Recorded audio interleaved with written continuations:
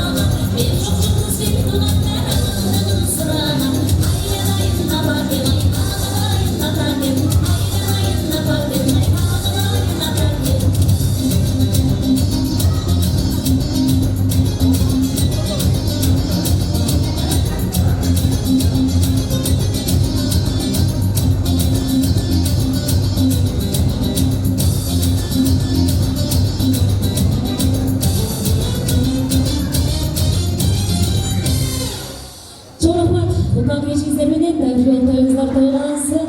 Demesi çok olsun деп.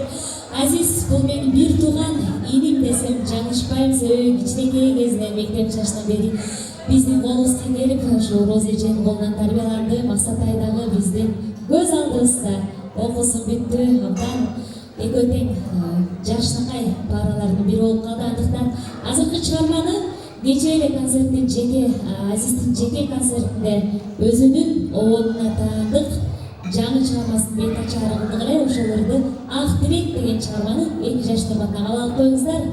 2 жаш бактылуу болуңуздар.